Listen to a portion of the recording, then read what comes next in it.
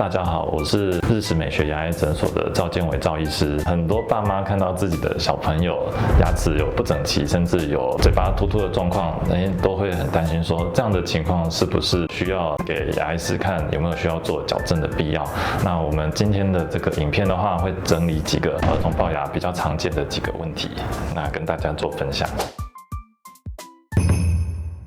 如果是在乳牙时期有一些牙齿不整齐的状态，这个时候医师的话会从几个部分来做区分。第一个，造成这个齿列不整的原因是先天因素造成的还是后天因素造成的？先天因素不外乎就是遗传，那跟这个生长发育结构有关系的这相方面的一些问题。那后天的因素的话，在于说有没有一些口腔的其他一些习惯，比如说有的小朋友吃奶嘴的时间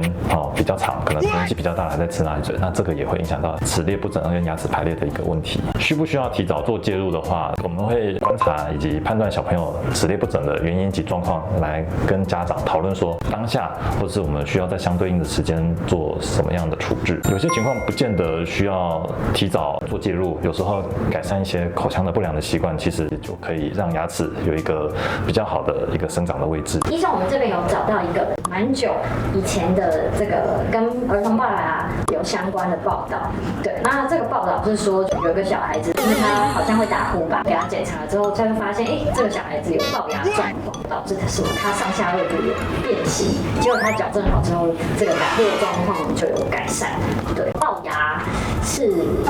是会打呼的嘛？然后跟上下颚骨变形这两件事，因为上下颚骨变形听起来蛮严重的。对，是这两件事是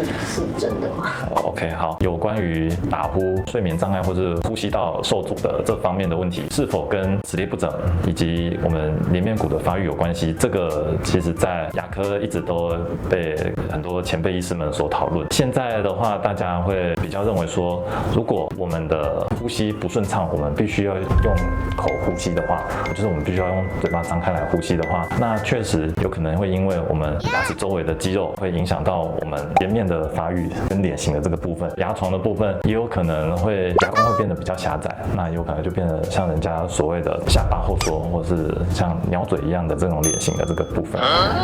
简单来说，这方面的说法一直都有医师提出不同新的见解。现在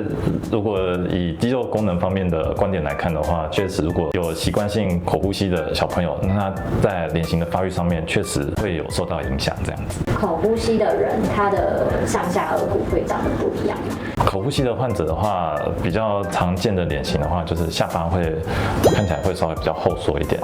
就是人家讲的比较像短下巴的那种类型。嘴巴部分，患者会有习惯性嘴巴张开，没有办法自然闭起来的一个状况。儿童矫正会比较快吗？就是矫正龅牙这件事情。儿童矫正会不会比较快？那一般会认为说小朋友的骨头是比较柔软有弹性的，那在牙齿的移动上面会比成年人还要来得再快一些。每个儿童需要做矫正的原因不太一样，那我们会根据患者他们所对应的情况来跟家长来建议说什么时间点介入，对这个整个矫正的治疗是效益最好的。太安全了吧？那已经是龅牙的状态了。龅牙也不会有特定时期嘛？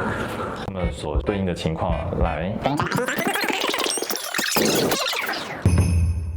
因为小朋友在生长发育的时候比较难预测，就是小朋友未来的脸型的发育到底会长成什么样子。对，所以如果在儿童矫正的时候，我们多半会是以美观功能为主这样子。以功能为主，不见得会直接做到那么激进，就是要马上拔牙齿这样子。这个，因为每个人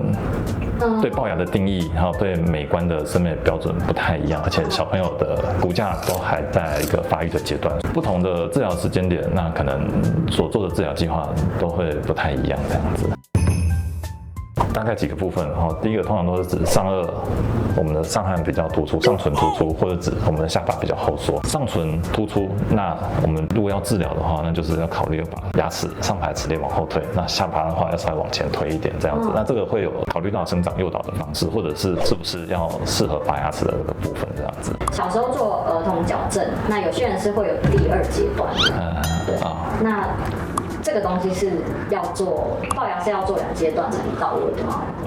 有些儿童的患者，我们会建议要做早期矫正，也就是我们矫正的治疗有可能会分成第1阶段跟第2阶段的部分。第1阶段介入的时间点，通常都是在混合齿列时期，也就是说我们乳牙换一半而已，还没有完全换完。但是这个时候小朋友一定有出现一些咬合方面的问题，或是有出现一些明显咬合的干扰，影响到他后续颚骨生长发育这方面一些问题的话，那我们就会建议患者可以做第1阶段的矫正治疗。但是第1阶段的矫正治疗通常结束之后，牙齿还没完全换完，这时候医生会选择先把矫正器先拆掉，让小朋友有一个正常换牙的一个空间，全部换成恒牙之后，会再做第2次的评估，到时候再看说那时候的齿列需不需要再做一次矫正，如果有需要再做矫正的话，那就是第2阶段的矫正。那如果第1阶段的矫正，就把大部分的问题解决了，那第2阶段可能就是问题不大，或者不是那么严重，那甚至可以考虑不要做都没有关系。我们都会帮那个小朋友看一下什么时间点介入最好。当然，小朋友在治疗的过程当中也是有他的一些风险存在，例如说小朋友刷牙不容易维持，